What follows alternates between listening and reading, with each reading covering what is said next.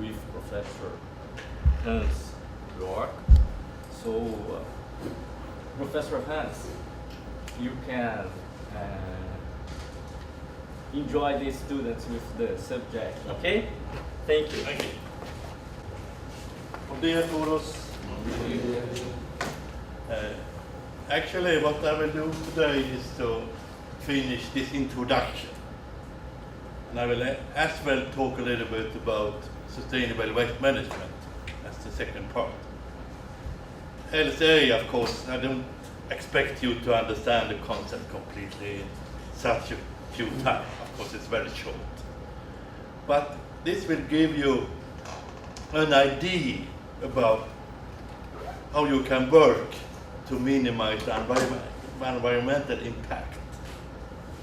This is, of course, something that we have to do, decrease the environmental impact of all the products that we produce. Of course, we want to have products that create less environmental effect, less greenhouse effect, more resource effective. Of course, this is what we like to do. And this can be a tool to help you in ecological design. It's not, if you look how to design a process or a product, it's not just to calculate about the best technical solution if we skip to nature. It has to do at the same time. The best technical solution and as well the best environmental solution and as well the best economical solution. This is a helpful tool to do a better ecological solution, a better solution for the environment. But this is of course enough. But if we don't reflect over the environmental effects at all, then we create, of course, too much of greenhouse gases, too much of things that destroy the atmosphere and so on. So if you connect those type of tools to other type of engineering tools, it helps you in the process. Therefore, we also, of course, look on this framework. Of course, if we are to do a life cycle assessment, we of course have to think about why we are doing it. Is it for product development? Am I to design a process in a big team? As, for example, the big companies of Volvo. They have employed life cycle analysts and people that just work with the environment to support them in the design process. Of course, they need a lot of mechanical engineers. And we don't expect the mechanical engineers to be expert in environmental sciences or life cycle assessment. But we expect them to have the capacity to communicate with those guys that are experts. This is actually what we expect them to do. And we don't talk about all details in this framework.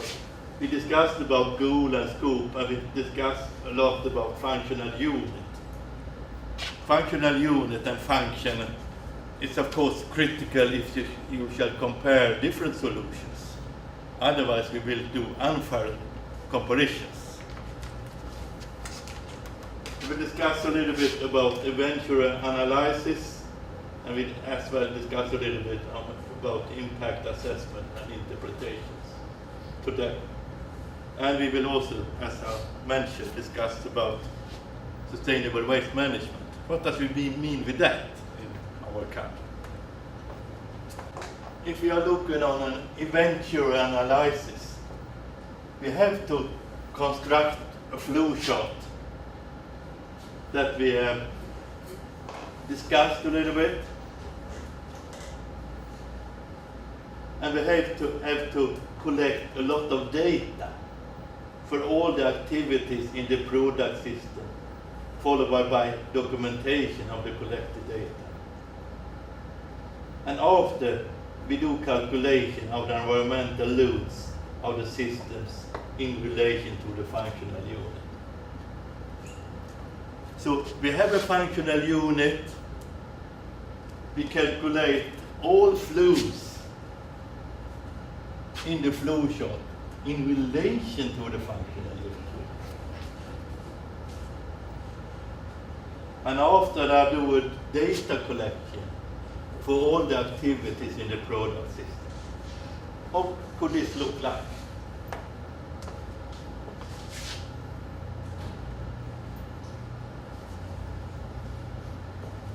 This is actually project work that some of my students did. This was actually, in this case, 2 students compared life cycle assessment of a tin-plated can and a plastic bucket for a painting business that produce paints. They have worked a lot to do their paints more environmental friendly. They have switched from fossil fuel solutions to water solutions. But they also would like to see which is the best. Is it a tin-plated can or a plastic bucket? They want to choose that is the best for them. So not just look on the paint in itself, they also want to look on the package. So they decided a functional unit, and in this case, of course, it's not so difficult. And then they started to calculate transports, recycling transports, can production, tin-plated can production. There are some extras. When you produce a can, you will also have some extra metal. And how do you recycle this? And finally, you have some type of final deposition, and you have also recycling to new products. So they calculated the flows of these 2 examples. And then, of course, you have to calculate this flow, this flow, this flow, this flow. All types of flow must be solved by an energy and material balance. And this probably are used with calculating material balances, or not so much maybe, but it's not so difficult. So you have to know how much you use, how much you use if you lose something, or how much of the material that you use, etc. Then you can calculate. Those lines are flows. So all flows are calculated all over the whole system. This can be done by the software. You have a lot of software that do this calculation. You can do it manually, or you can use the software. For example, after all these material balances and energy balances was solved, we can start to calculate how much of each emission that we have. Biologic oxygen, methane, carbon dioxide, carbon monoxide, chemical oxygen bond, dinitrium oxide, nitrogen oxide, all emissions that have an effect on the global warming. And we have also a factor. For carbon dioxide, it's 1. And as you can see, for methane gas, it's 21. Then we recalculate all emissions so that we will have them related to the carbon dioxide. And then we will have a number, total number of carbon dioxide equivalents for all these process chain of the different cases. Then I can see the function is, of course, to transport paint. Buckets have the function to transport paints, nothing more. Then we don't have to think about the effect of the paint. We are not to compare the paint. We have to compare the different ways of transporting paints. And then I can compare the metal bucket and the plastic bucket, which is the best in relation, not to cost, related to environmental effects. And then I can have the number of carbon dioxide equivalents for the plastic bucket. Do you understand? Yeah. Or otherwise, please ask me.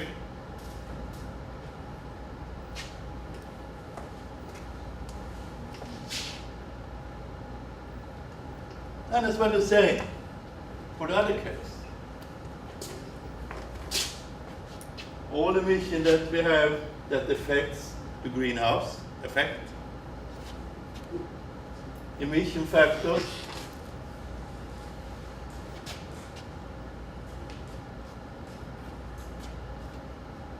and then we summarize and we have a total result. Is this analysis for 100 years? Yeah, this is actually, The period. it depends on, also the environmental effects of some decline during time. So this is in a 100 years period. We can have shorter time and longer times. Yeah. So they are not equal. So therefore we also have to have a time. And we can also, of course, So the unity is emission per time. it can be done. Oh. And then we can do a simple bar diagram. In this case, it was shown that the plastic at the thin plated can has the worst effect of the greenhouse, not the plastics. And we can also see how much is related to transports and how much is related to the material. And of course, you very often, it also depends on if you recycle or not and things like that. And this is easy to see. Yeah. But to reach this, of course, it was months of work. I think the data is difficult to catch. Yeah, but not so heavy today.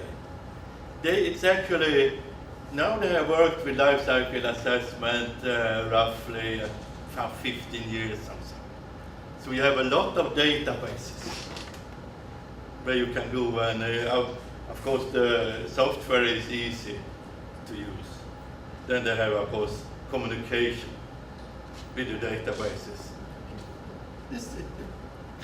The goal and scope, system border, to get the right data, to get the right functional unit, to understand what you're doing.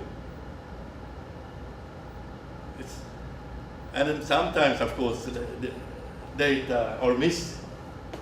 Then, of course, it's more complex. So, if you go back, to make an inventory analysis means to construct the flow model of a technical system. The model is an incomplete mass and energy balance over the system, where only the environmentally relevant flows are considered. Sometimes we have identical flow. Of course, we don't have to calculate that. Activities of the life cycle inventory analysis include construction of the flow chart according to the system boundaries decided in the goal and scope definition. Data collection for all the activities in the product system, followed by documentation of the collected data, and calculation of the environmental loads, resource use and pollutant emission of the system in relation to the functional unit. So therefore you understand that the functional unit is very critical. So all the emissions has to be related to the functional unit. Which don't have to be, but sometimes it can be volume. In this case it was volume. Volume of collected paint. In this case it was easy. But when we compare the detergents, I couldn't use volume or mass. Then I have to look what is the function of the detergent. The function of the detergent was to make clean clothes, clean wash, 1 kilogram of clean wash. The function of the detergent, of the paint, is not, of course, the mass and the volume. It's, of course, how much you need to cover the wall and the lifetime of the color of the wall. So we have always to reflect what am I studying, which is the function. And this you have maybe to think a little bit extra. And of course we have calculation procedures. As I said, all fluids have to be related to the functional unit. But often the main mistake is to calculate wrong, even if you use Excel. It's so easy to, it's very important to be very systematic. So therefore, it's normal to normalize data, recalculate data to, for example, for 1 kilogram of the product. Calculate the flows, link the activities in the flow chart. This we call to solve a mass balance. All flows in has to go out again. Calculate the flows passing the system borders. Sum up the resource use and emissions for the whole system. And document calculation. Here is also an exercise, but we have to skip that. Then we also have something that we call life cycle impact assessment. How to translate the resource use and emissions into environmental impact. This you also have a standard for. Then we have to choose categories: environmental impact, resource use, human health, ecological consequences. Sometimes in life cycle vocabulary, they call it safeguard subjects or areas of protection. When we do life cycle impact assessment, we choose impact categories, global warming, as one of the today's most critical environmental impact that are truly global. But there are, of course, as I mentioned, acidification, all and has been very critical in Sweden, depending on our soil. It's very sensitive for acid pollution. We have a lot of lakes in Sweden, and historically we have had we have always western winds, depending on the rotation. So we always get winds from UK.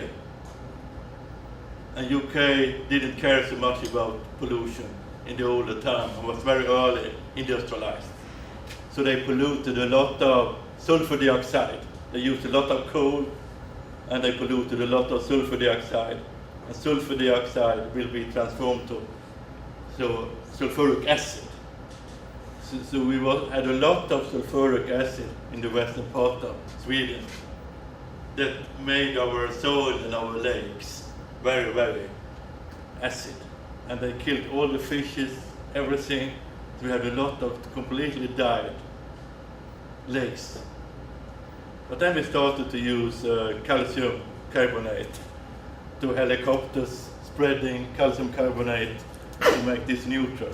And this, so now we have stabilized it. And of course they have started to clean better in UK too. Is it possible to recover the lakes? It seems so. It seems so. But there are some problems. You will also have some crazy effects that this will also decrease mercury. So the fish became not possible to eat also. But it's much better. So it seems that the life returns when you stabilize the pH.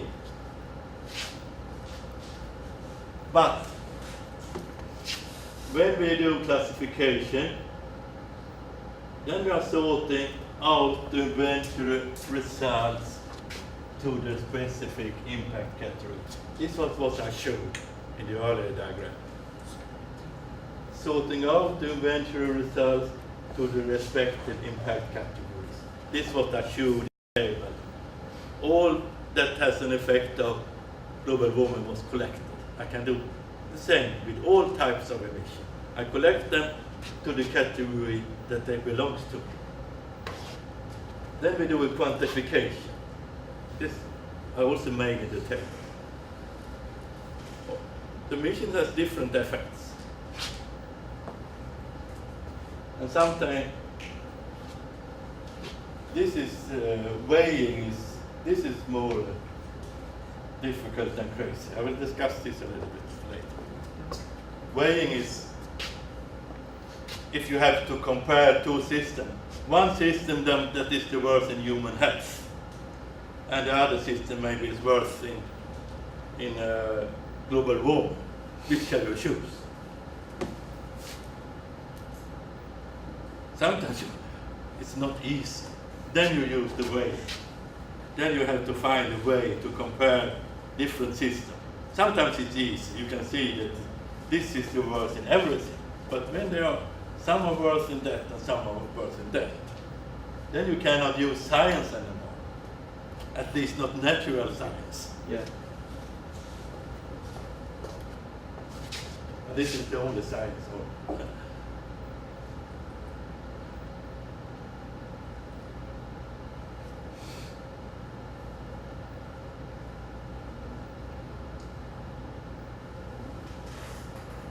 What we mean, at least in Sweden, that we have to include resource use, actually oil, land use, coal use, electrical use, all type of resources.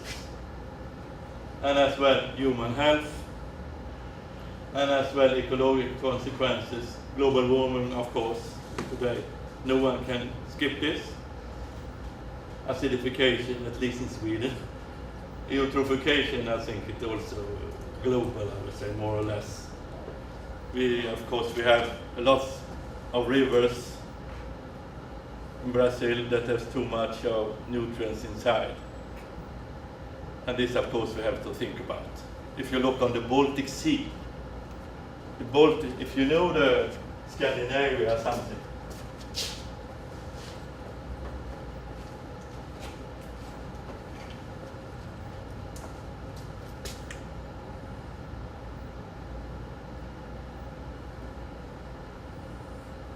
we have an interior sea.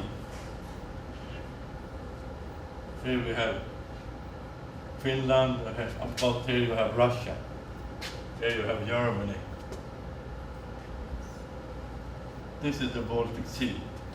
Here we have a lot of high level of eutrophication. And of course you understand, here you have the Atlantic, and down here you are.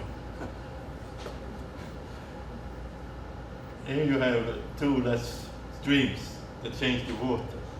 And here we have had a lot, especially from the Russian and the East European side, they have polluted a lot of wastewater that of course spreads around the whole Baltic. And here you have sometimes a bad situation concerning eutrophication. And there is a discussion. The rivers from Sweden, I would say, are relatively clean today. And maybe we should put more effort to clean the Russian pollution or the Polish pollution with that overpollution. So it's also, of course, a lot of things are global. So they have some non-cleaned rivers that are passing out to the same Baltic region. So Professor Hans, when you said not clean rivers, are you talking about something wastewater treatment from like some city? ECT or ECT river in São Paulo state, like Yeah, if you look on the river in Sao Paulo, yeah, of course it's not so clean. But in Stockholm we had a river that was very dirty, almost impossible to use. Today it's clean and we fish salmon inside Stockholm city, our capital. So it's possible to clean up. And of course, in the long term, in our city called Borås, it was called the river of 7 colors. Depending on it was a textile industry, and they changed colors. So sometimes it was blue, sometimes it was green. But today it's clean. But we have a problem with in the sediment. How to clean the sediment? The river color depends on the the fashion. Yeah. And of course it's not acceptable. But this is history today. So in Sweden we have a good environment today. But the problem is today how to clean the sediment in the bottom of the river, which of course contains a lot of things that you used in the textile industry. So there are things from the history that we don't know how to handle. Should we stop the river and dig up there? So we're not decided what to do, if we shall cover it or if we shall dig it up or what we shall do. I have another doubt. When you talk about human health, are you talking about which period? I can't understand the period you analyze. Long term, short time? I think they include both short-term and long-term effects. In this case, I don't think human health has to be.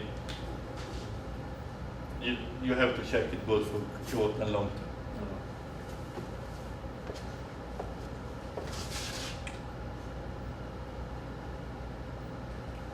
For example, if you are studying chemistry at university level, Yeah. then you knew what NOx is. Nitrogen oxide will cause eutrophication because it can be nitrate, which is a nutrient. It can cause acidification when it creates nitrogen.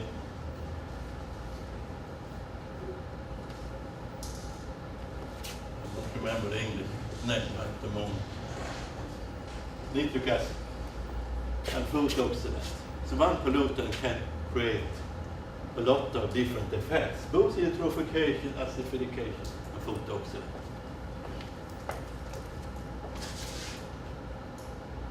So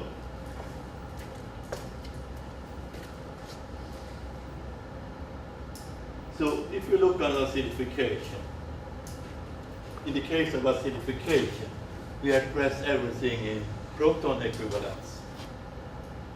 When we look on eutrophication, we transfer out of phosphate equivalents, global warming, carbon dioxide equivalents, ozone depletion, CFC 11 equivalents.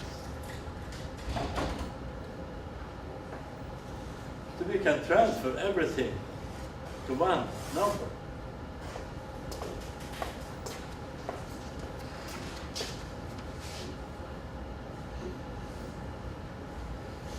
When we look at resources, we talk about non-renewable resources like minerals and fossil fuels, renewable resources like plants and forests, land use, biotic resources like wood, abiotic resources like wind energy, iron and crude oil.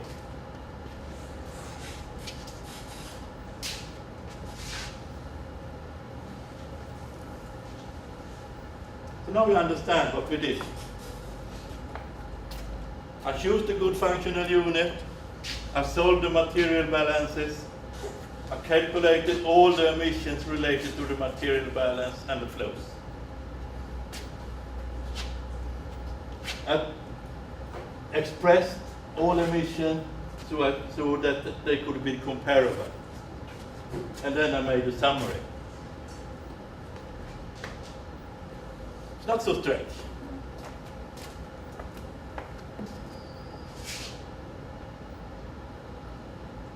And then I could compare those two cases. Tin plastic can or plastic bucket. And then I could choose the thing that was the best due to the environment. Then the problem could be which is the most strong, maybe shall be transported to Amazonia. So those things are not, of course, included. And of course, cost is not included.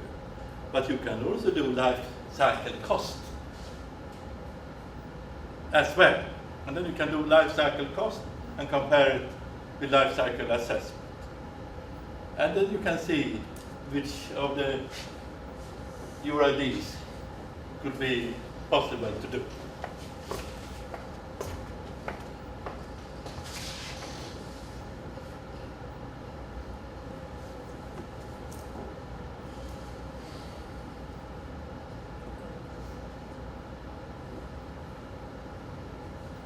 So to summarize it, extraction of raw material, of course, has an effect of natural resources, uses of resources, consequences of land, impact on landscape, land usage.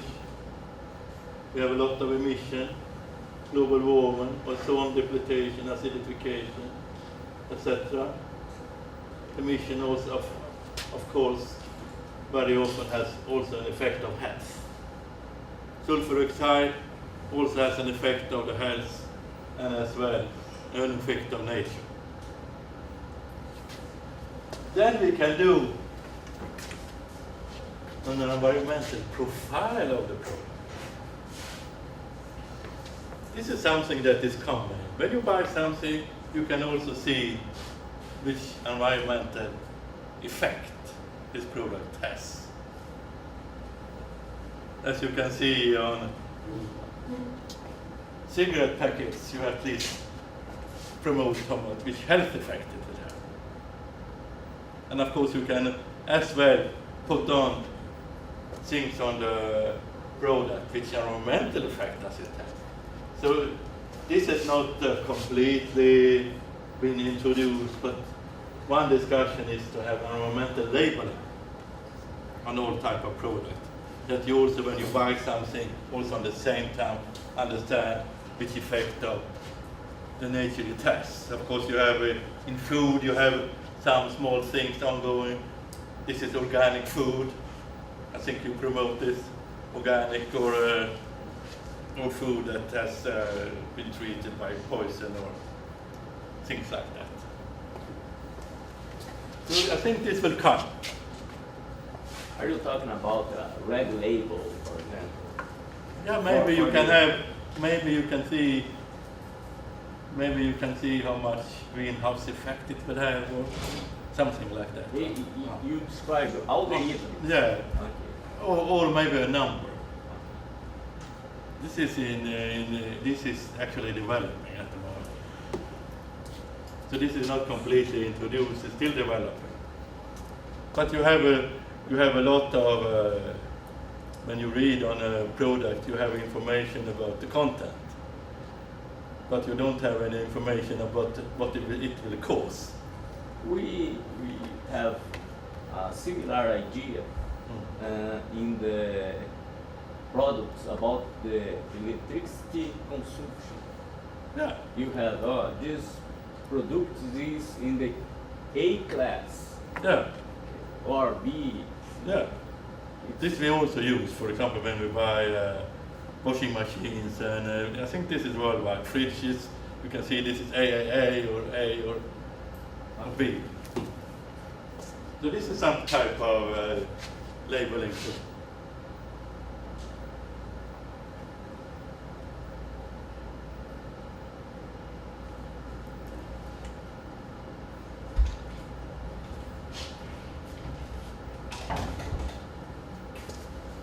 Weighing. What is weighing? Weighing is actually the quantitative procedure where the relative importance of an environmental impact is weighed against another. This was the course that I discussed a little bit. Shall you choose environmental, global warming, or human health as an example? The relative weights of the different impact categories are expressed by weighing factors. So in this case, you also can use factors. transformed. A single score is reached for the study system. The single score is related to the functional unit of the program. So the result could be, in this case, 5.2 per functional unit, and the other has 1.6 per functional unit. So this is, of course, extremely easy to use, but maybe it could be difficult to understand. What is this? But in this case, you will have a single score.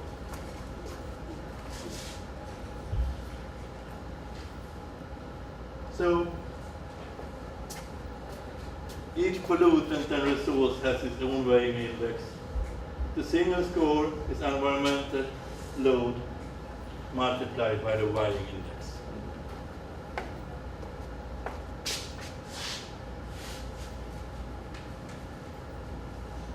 So it exists.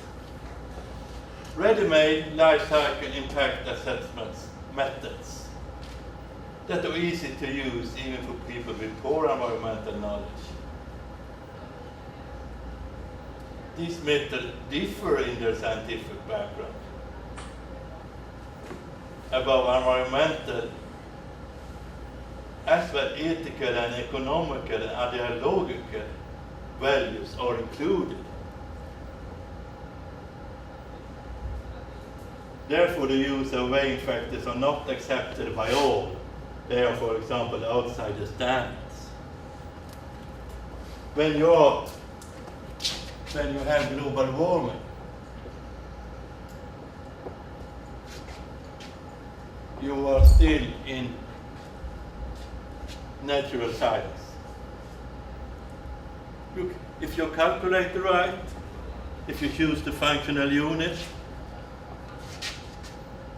on a fair way and it's transparent, you can see, yeah, this tin-plated can has a bigger effect of a global warming. No doubt, it's clear. And you can do the same with the others. But when you are here, then you include politics, and you know politics, social sciences, economics. But although it can be... Professor Hans, can you come back to the last slide?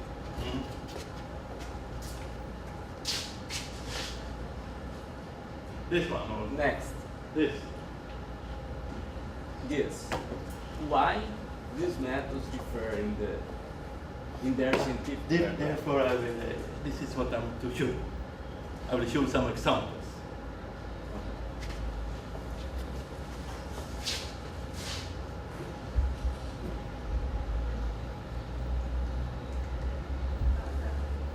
This is one idea.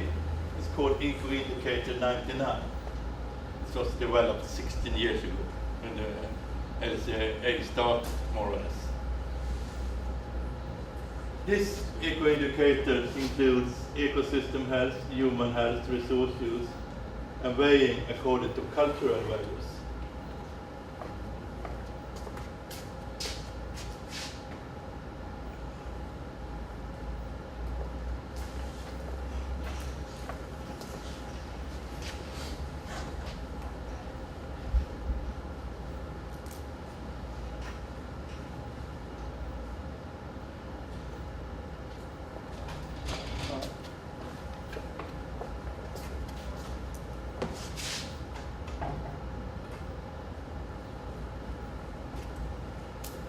Environmental themes. The themes are resource depletion and pollution.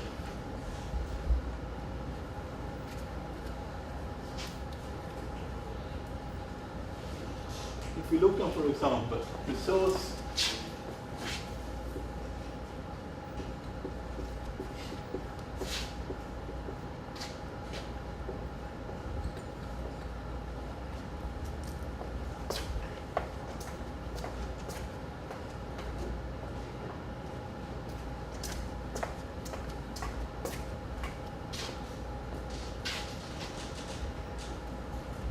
and pollution.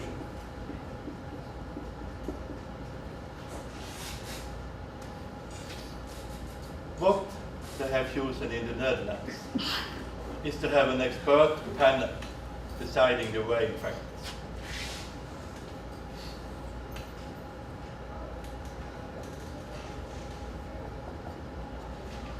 They are putting numbers of all type of.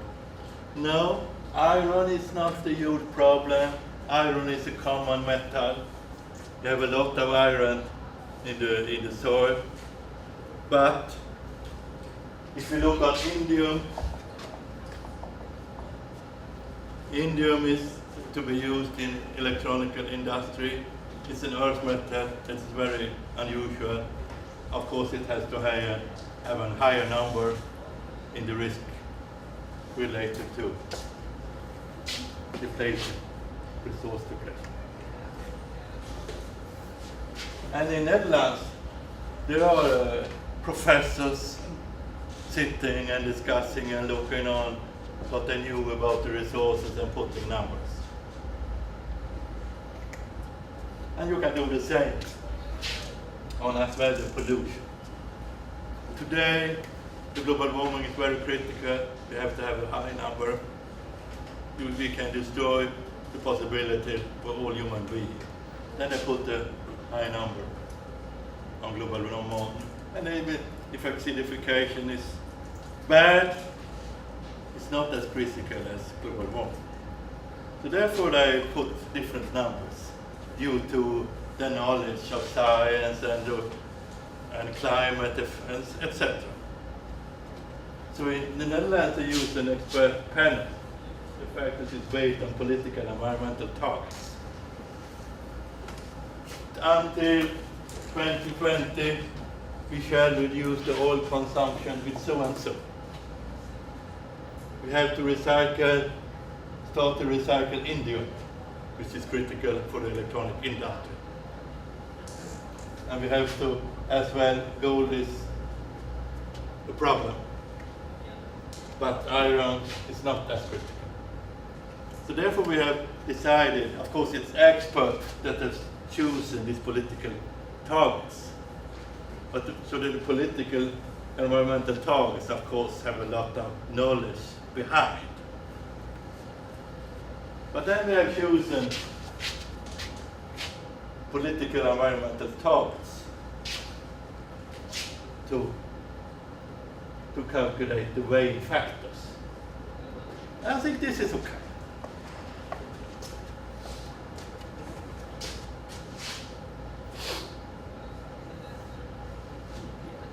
The EPS system was actually developed by Volvo.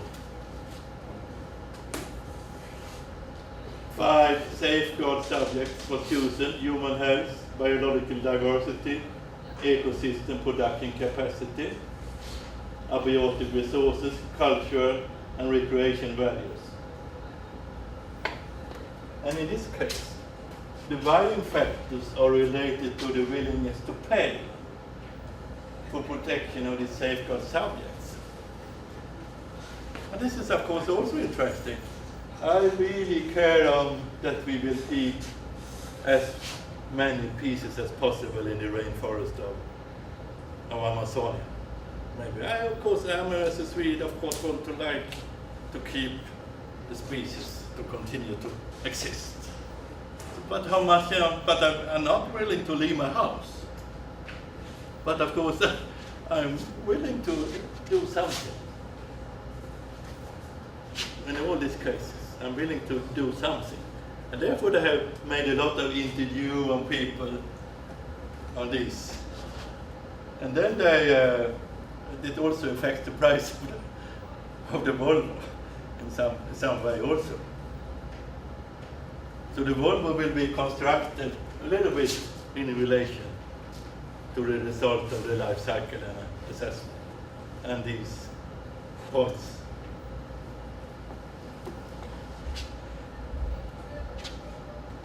So therefore, the weighing factors are constructed in many ways. And I think if you're doing a life cycle assessment, you cannot just, they normally don't use just one method. Of course, until here, you are on a safe natural science background. But here, how to do? Of course, there's not the consensus, but of course it says something. Political targets say something, economy says something.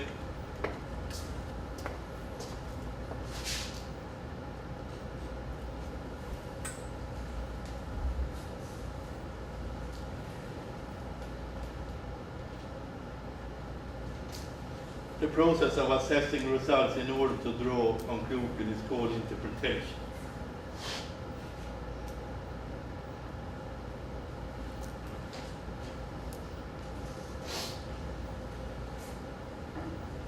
Sometimes, already at the inventory, you can see that there is a lot of carbon dioxide, more pollution in that circle, and then in the compared circle, you maybe can see that it's transport that are causing the worst problems.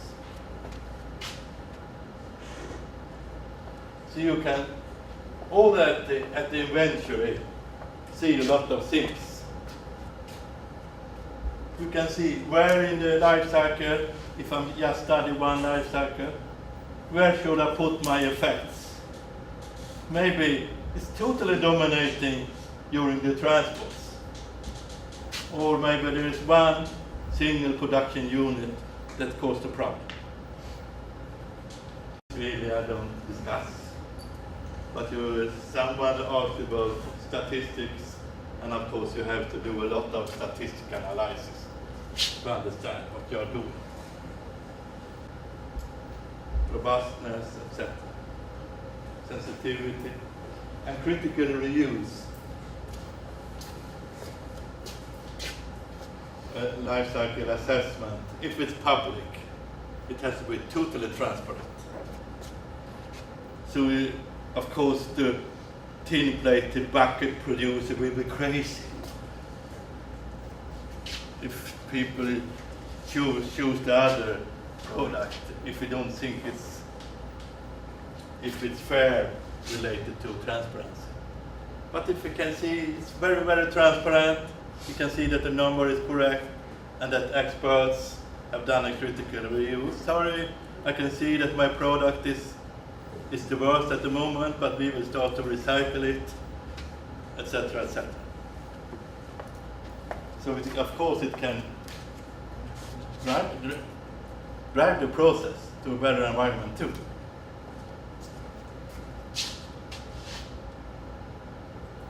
Product development, and environmental consideration, how to develop eco-design. Eco-design is to design products as through environmental matters minimize the direct and indirect environmental impact at every possible opportunity. And it has been shown due to experience of many companies at the moment that if you include environmental considerations early in the product development, the ending result will be better. If you start to do it when you are ready, you will have a worse result. Okay, I have to think about the environment too. I have to put on a cleaning equipment or something. But if you start earlier, you produce less environmental effects. So then you think about it already at the combustion process, instead of thinking that I have to do something with the smoke. So this is an experience drawn by engineers, that this is the best, to think about it early.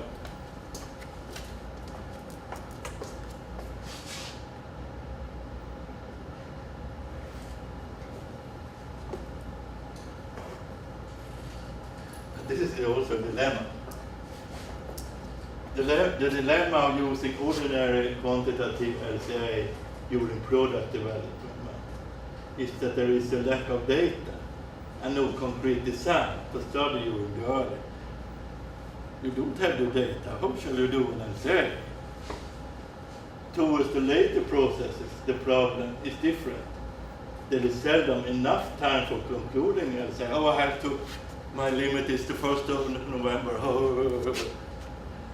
So often then you cannot start the tricky LCA process. Normally, full-scale LCA, therefore, is too ambitious. A simplified LCA methodology is used. You can do some checking.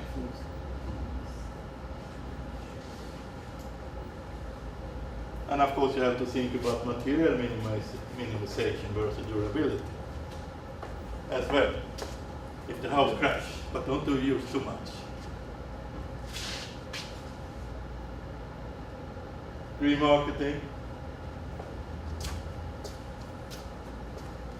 LCA is related to marketing and market communication in various ways. The wish to use LCA to promote products has driven standardization of LCA.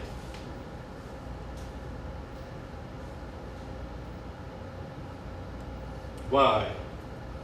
Of course, a lot of producers made tricky LCAs to show that the product was the best. But now we have standards that has to be followed. Then, of course, it's much more difficult to be tricky. Manufacturing, production, waste management. This is also interesting to use LCA in waste management. Which shall we use? Shall I put it on landfill? Can I use combustion? Or can I recycle? If I find a number, I can see which is the best due to environment. Did you start studying LCA for waste management? It is done also. No, I don't think. I think it was in one reason to doing LCA. It was to study waste management, but it was also some companies that was interested actually as well.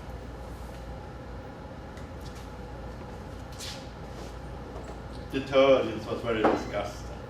So this is actually a book. Do you want to have to do a break now? Yeah, we do a break. So this is actually a book that we are running courses in LCA at my university. So this is the Hitchhiker's Guide to LCA, and this is 500 pages. And of course, you understand that this was of course an introduction. So, but you have some ideas, and of course you have to think about, as mechanical engineers too, you have to think about, of course, eco-design.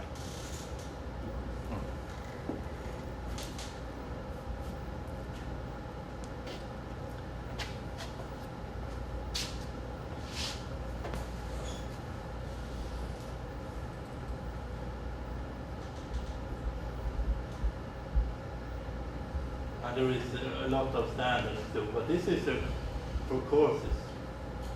I think this is a very good book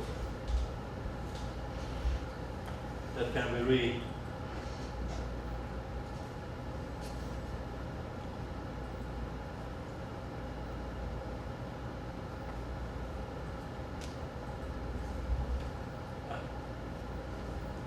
It's actually the ISBN number. It's possible to buy on those main bookstores on the net. Like Amazon. Like Amazon. Okay, we take 5 minutes after we discuss a little bit about sustainable waste management.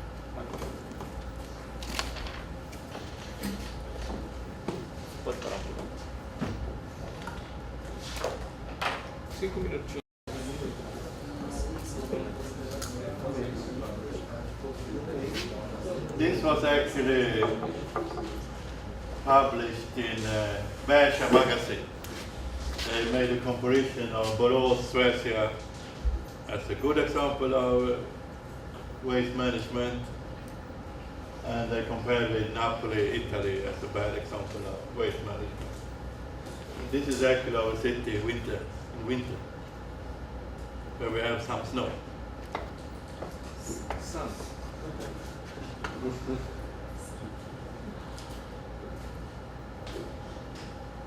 If we look on waste management, we are very often about 3R, but we don't think. We really don't very often practice 3R. First of all, of course, we have to reduce the amount of waste. First of all, we shall reduce. After recycle. And if we don't recycle, we shall at least energy recover. And of course, the worst is landfill. So it's the goes from landfilling up here. This is, of course, the cheapest and the best for the society and the environment.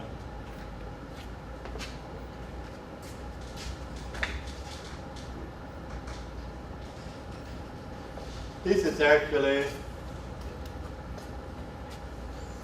the landfill reduction in Borås. So in 1990, 25 years ago, it was the main pot went to landfill. Today, landfilling in Sweden and in Borås almost not exist. Less than 1% in Sweden goes for landfill or dumps. In our city, it's actually 0.4%. 99.6% is recycled in some way. And of course, if we look on an increasing consumption in China, India, Brazil, Indonesia, imagine if they should receive the American way of consumption without recycling. Of course, then the globe will finish relatively fast. So of course it's needed to find ways to recycle and to find ways of keeping the resources sustainable. This is of course needed.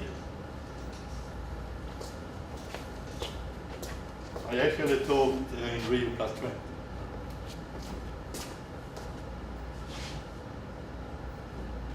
So in our cities, roughly 0% for landfilling, recycling roughly 30, biological treatment 30, and roughly 40 goes for incineration.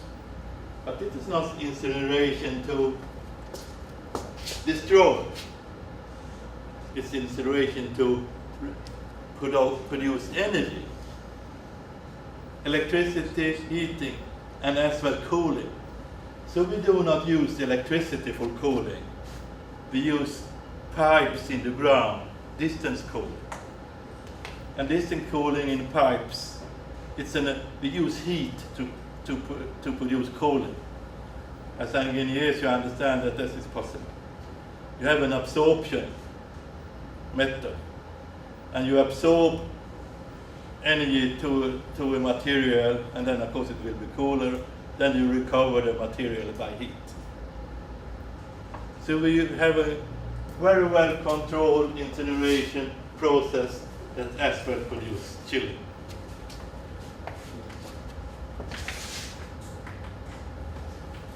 In our Borås case, we started mainly 1986 with 3,000 households. That was very well trained. Oh, I don't care. Why should I care? So people, a lot of students knocking on the door, discussing, could you be a part of this pilot project to make Borås clean? And they argued and they accepted, okay, if it's simple, we will be a part. So they started with this plan, this project 1986. And they made 10 years planning with different actions. Anaerobic digestion to produce biogas that started 1995, 20 years ago. And different actions.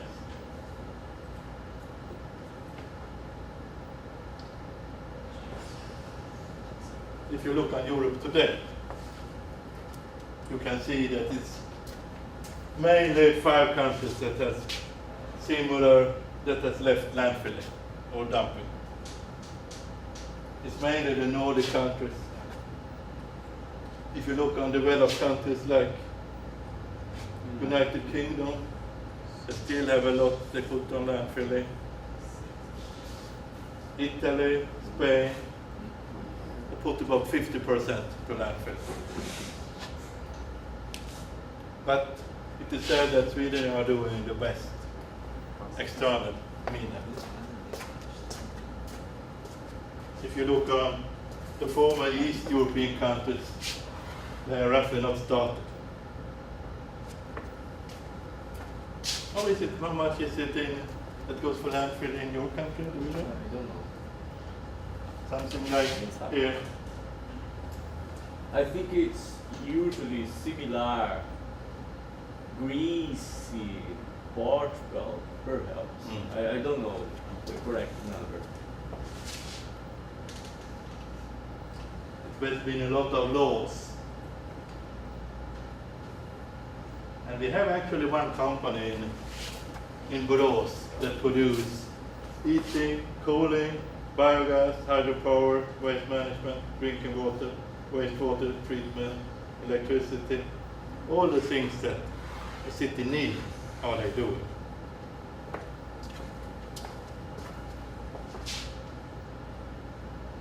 So this is more like a process industry. Landfilling is just a small part. The main part is, if you look on the landfill, it's very, very small part that some organic things are put in. Or inorganic. The organics are used for producing biogas or producing a fuel. Hazardous waste are stored and sent to a special unit when all the hazardous are treated.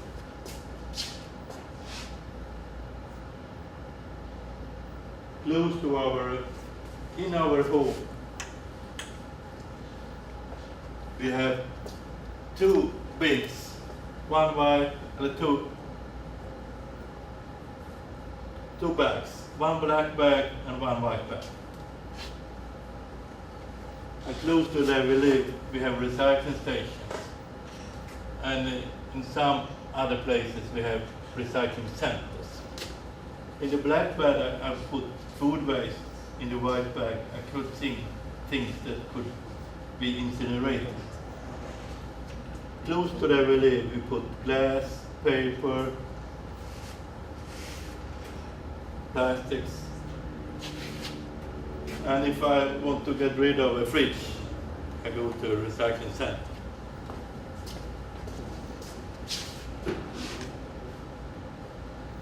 So in home, one black bag and one white bag.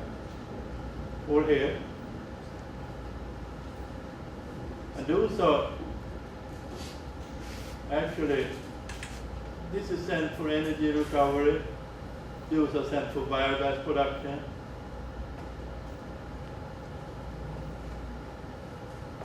And all these white and black bags are going by a garbage truck, driven by biogas, and are left. And those are sorted optically. So there is so white goes to one side and the black to another side. So instead of putting on the landfill, those are sent for biogas production. And the white are sent for combustion, together with industrial waste like wood. Wood from industrial waste and those white bags. It's very dry. The wet are in the black bag. Can I stop you for a moment? You said last lecture about the electricity in Sweden. You said you have almost the same rate from hydropower and In Sweden, it's nuclear. yeah. In Sweden, actually, we have 50% from hydropower, 40% from nuclear, Can you and 10% is from things like this. Okay. Can you talk about what are you doing with nuclear waste? Yeah, actually, nuclear waste, we have decided to not upgrade it. And there is a lot of research doing how to make it possible to keep this nuclear waste out of life for 100,000 years. So the idea is to put it in, to glassify it, and to put it in copper buckets, and to put it in the ground, where you can be sure that it will not be an earthquake. That's the idea. It has to be solved. And of course, the industry that produce this nuclear energy has to find a solution. And they are working, and they have to put some parts of the research inside this. So it's very difficult to recycle this material. There are recycling methods done in France and in UK, but when they do that, they always have pollution of radioactive materials. This is really not. This is very tricky actually. You can upgrade the polonium. The polonium part is the time to reduce half of the radioactivity is roughly 100,000 years. Yeah. But polonium can be used also as a fuel for nuclear industry, but as well for atom bombs. Imagine Islamic State should have the possibility to have plutonium. Of course, it's not good to spread the plutonium, so we think that it's risky to upgrade it. It's too risky to upgrade it, depending on the radioactivity has been spread in UK, in the upgrading unit, as well in France. Okay. And as well, so we choose to not upgrade the residues from our nuclear plants. But the idea is to classify it and put it in copper buckets and to store it in the ground. But this material lead to North region, or this material is put in the Swedish ground, yeah. but in a distant region or near the cities? Actually, the idea is to have it nearby a city. Near. So it shall be so safe so we don't pollute anything. Thank you. But it's not completely decided. But the idea is, but of course you have been producing nuclear energy for say 40 years now. Yeah. Okay. Thank you. But I read actually in the Swedish papers today that there are these to close one plant, not depending on environmental effects, depending on economy. So this is a discussing. Some parties in Sweden argue very high that we should keep the nuclear and invest further in nuclear energy. But I think, and many me think, that it will be closed depending on economical reasons.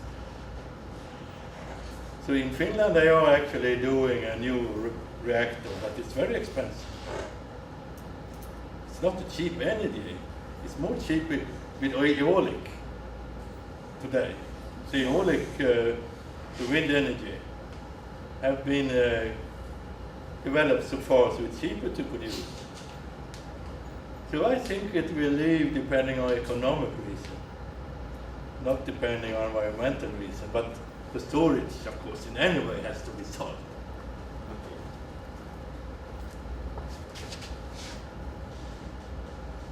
This is actually, what do you guys? It's from the management plant.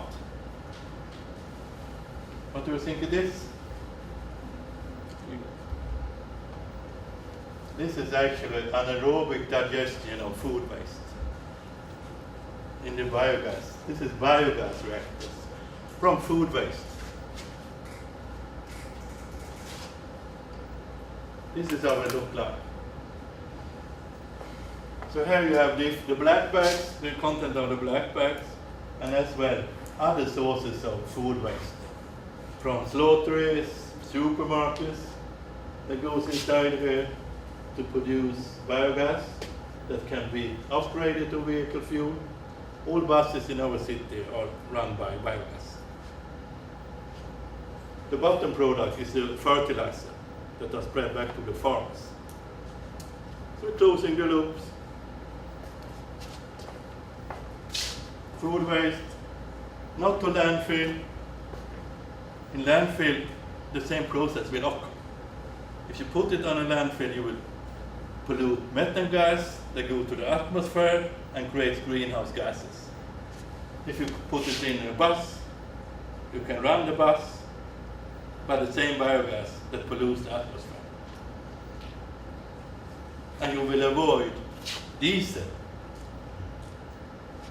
Also, if you think on a life cycle assessment, if you don't run the biogas and the bus by biogas, you have to run it by something else, which in this case can be diesel.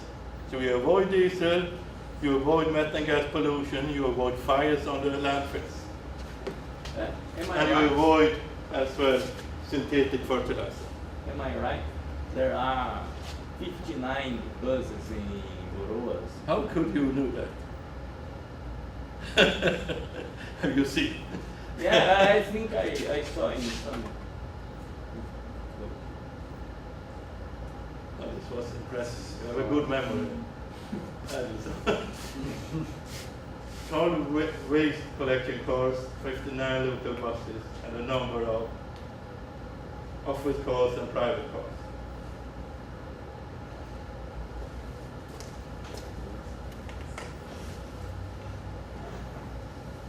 As you can see here, this is very dry.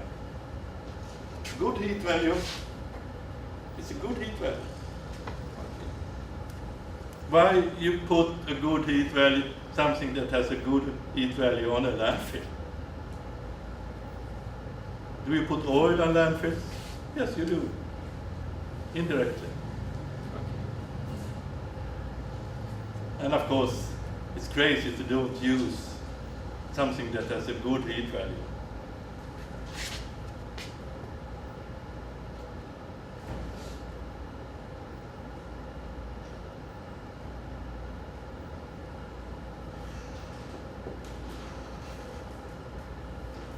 We had some video about the gold.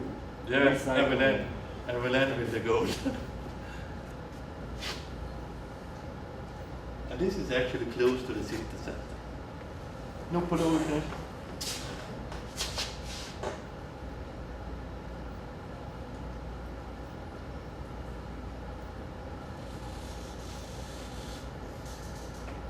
In Borås, we don't just use the waste fuel, we also use biofuel, which is also residues from the forest, not the good things that you can make floor or furniture. The rest product.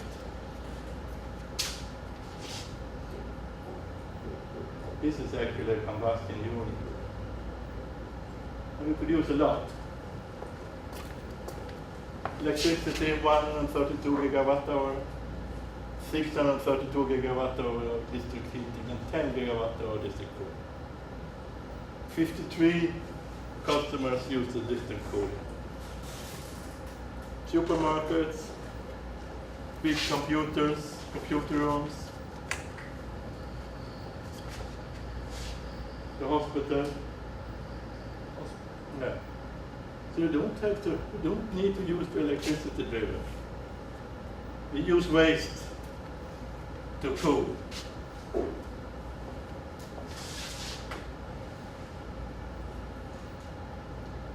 very low pollution.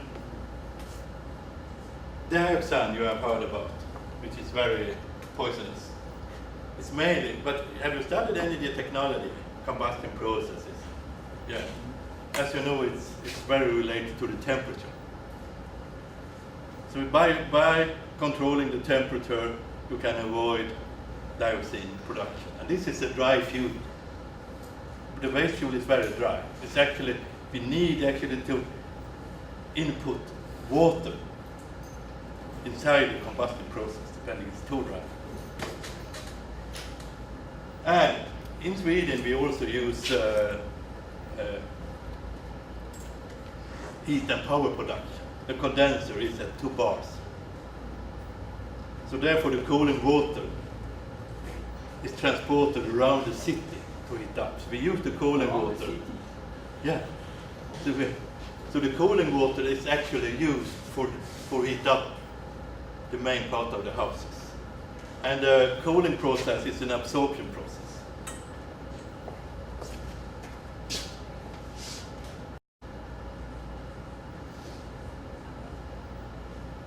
This is actually, did you see the pipes? Yeah, there you have the pipes. Those pipes, you have kilometers of pipes in the city. 1 meter below, with hot water under pressure, 2 bars. Are they covered? Yeah, for sure. Okay. This is an example for the Yeah. pipes. Okay. So you can see them, otherwise you don't see anything. Like you do with fiber cables or telephone lines.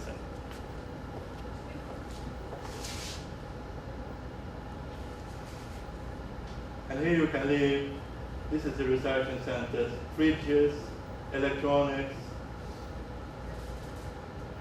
hazardous waste, clothes that is sent to Belarus or Ukraine, 4 countries. Bulbs, we have one industry that also recycling the mercury.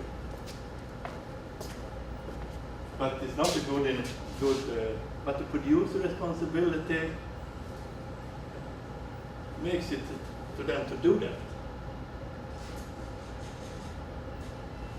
Batteries, cardboard, greens.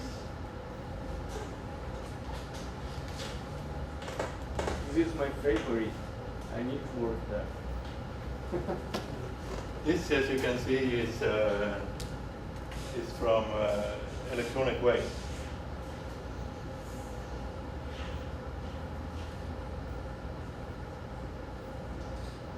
Are they recycled just gold? No.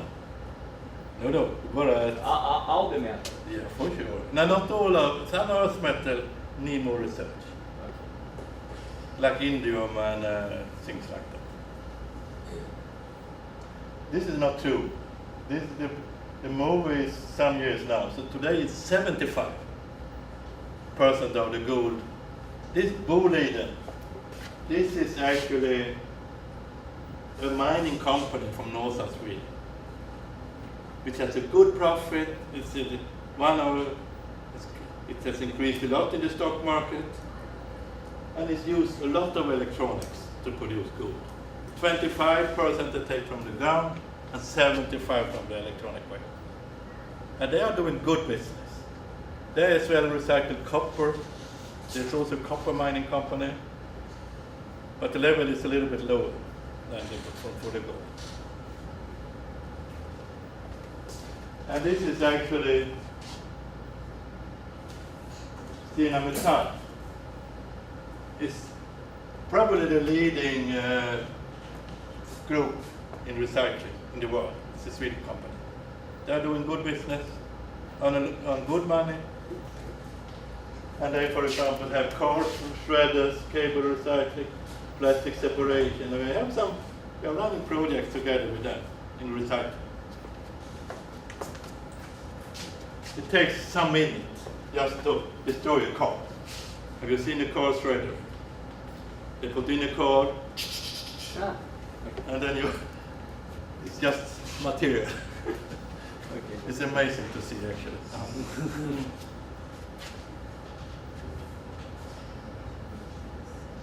And why?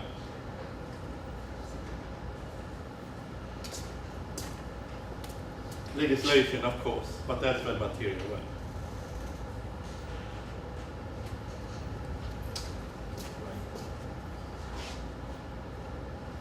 Why climbing in the hierarchy?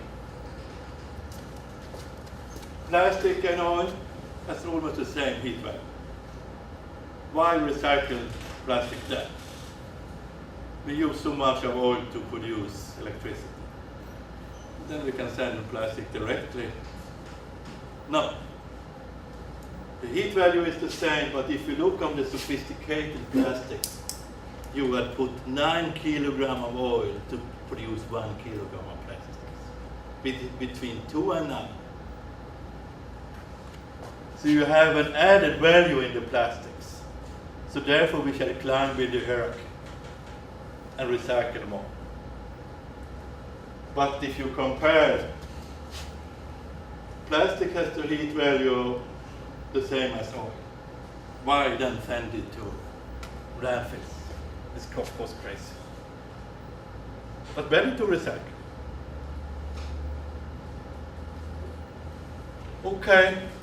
Professor Hans, About- did these recycle companies start in Borås University campus? This did not. But we have some other, but we have a project together, but it started before. But our region in Sweden is very strong. So this is the Western. So we try to focus in our university on things that we are strong in our region, to have education and research in region that support the industry, and as well we can publish more and get more PhDs as well. Okay. I'm asking this because always we can show the students some opportunities to create their own company. So sometimes you need to see the opportunities and create the company. You are showing us many opportunities to create. Yeah, of course, it's entrepreneurship is needed in the recycling sector. No doubt about that. But if you look, for example, on this gold production, it's called, of course, it's sophisticated and expensive. Yeah. So, but of course, it can be small companies too. Good idea. So, and it has to start in some way. If you look on LCA, I actually published some examples but I think if you are to do an LCA on a thing that you are doing in your courses, I think it's maybe too hard, too tricky to start with. So therefore I think it could be, if someone that want to learn the idea how to use LCA, I think the best is to do some of the examples that I have published in the Dropbox. So if there's someone that want to try to do and to practice LCA, I have some examples that fits for that. In this case, I can help you to give you some instruction.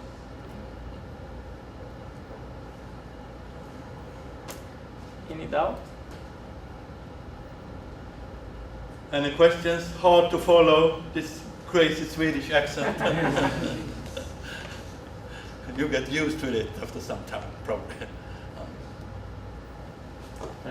Professor Hans. Actually, what I will maybe can also mention, if some of you are interested in studying recycling, you of course are welcome to. All master programs are actually run in Swedish, and we have an agreement between ECT-UFRN and our university. So it's possible as an exchange student or a science without borders. So it's mechanical engineer has a nice background, I think, to studying recycling. knew a lot about energy technology, and one of the possibilities actually to study a master program in Borås is actually to be specialized in energy technology, and for example for waste combustion. And of course this could be one possibility too. So this is, if you're interested in energy technology, which I personally like a lot. I'm very interested in it. I know. So this is one of my favorite subjects actually. So you can be specialized in energy technology and as well recycling, if someone is interested. So there you can study a master course in our university. And we have the last year we had 8 Brazilian students following this master program. And one from Natal is actually doing his PhD, but in bioethanol, from my Borås school. E tem aluno da engenharia química lá. Bom, Professor Hans, I wish to thank you by these 3 presentations. It was a good opportunity to change our point of view and introduce for us new subjects in mechanical engineering. Thank you very much.